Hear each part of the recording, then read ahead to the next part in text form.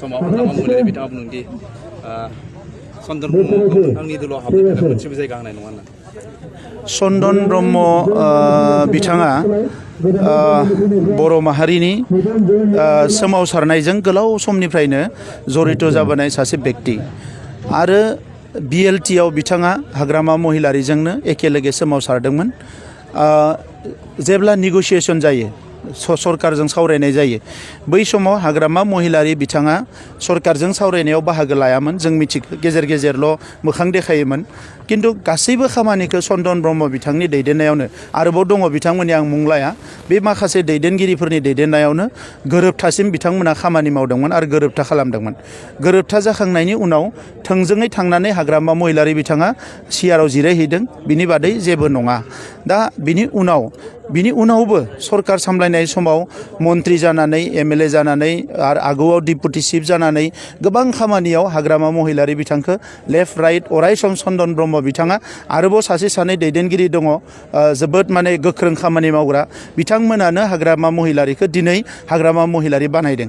दा बिनि उनाव बिथाङा चन्दन ब्रह्म बिथांखौ आं सिनाया सोर चन्दन ब्रह्म होनना बुंनाय लोगो लोगोनो रायजो राजाफ्रा साननो गोनां जादों जे बिथांनि माथायासो मायबा थिग गैयै जाखो ना बिथांनि स्वभाबानो बेबायदि मार।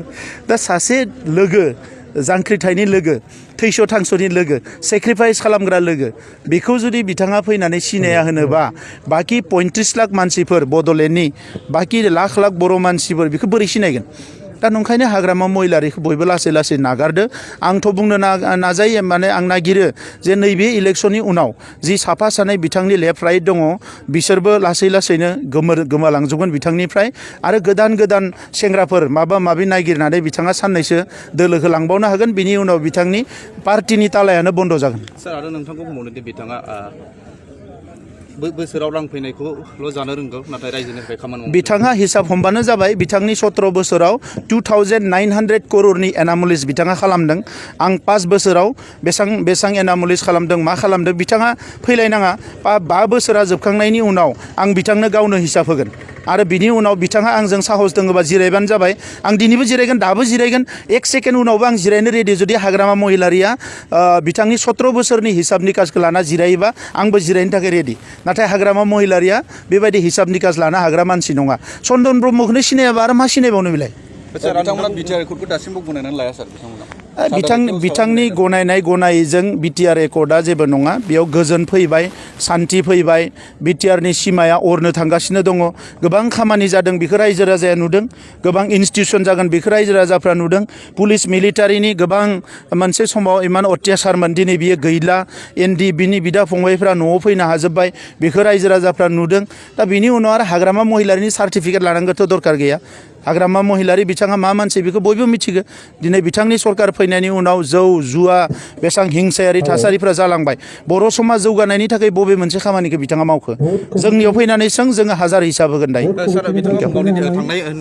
थांनाय बिटिसि इलेक्शनाव बिथाङा न'खर न'खर साख्रि होगोन होननानै रायजो राजानो फन होनानै बिथाङा गाद्दायाव फैदों नाथाय बिथाङा दासिमबो होनो हायाखै। जोङो दासिम जिखिनि साकरि होबाय बिथांनि बायदि माने लाख लाख थाखा घुस जायाखै। बिथांनि बायदि लाख लाख थाखा घुस जानानै बर' मानसिफोरखौनो थगायाखै। जिखिनि साख्रि होबाय कुनु थाइसेबो थाखा घुस होआलासिनो साख्रिखौ मोन्दों आरो इमप्लयमेन्ट जेनेरेसनाव हाजार हाजार मानसिफोरखौ जोङो दिनै इमप्लयमेन्ट होनो थांगासिनो दङ आइजोफोर जा हौवाफोर जा। बिनि गासैबो हिसाब निकासफोरखौबो आङो डिसेम्बरनि गेजेराव होगोन। दासिम जोङो बेसेबां इमप्लयमेन्ट होनो हाखो। कंग्रेसनिफ्राय गोख्रों अजन होदोंदि बिथांमोना उफ्रा बिसोर गिदिंबाय थानायाव सिगांबो हाग्रामानि समाव दादागिरि आरो दाबो कंग्रेसनि बिजाथि गिदिंनायाव मानो दादागिरि बिथांमोनखौथ' वेलकामसो खालामदो जोङो बेरायनोसो होदो बिथांमोनखौ जोङो बेरायबा जों मोजां मोनगोन। आरो दानि समाव गणतान्त्रिक जि प्रक्रिया गणतान्त्रिक जि आबहावा बेखौ गोख्रों खालामनो थाखाय जों खामानि मावदों। जुदि कंग्रेसआ बबेबा जायगायाव माबा उसुबिदा मोनदोंबा पुलिसनो खोन्थानो हायो इलेक्शन कमिसनाव खोन्थानो हायो आरो बिथांमोना लुबैयोबा जोंनोबो खोन्थानो हायो।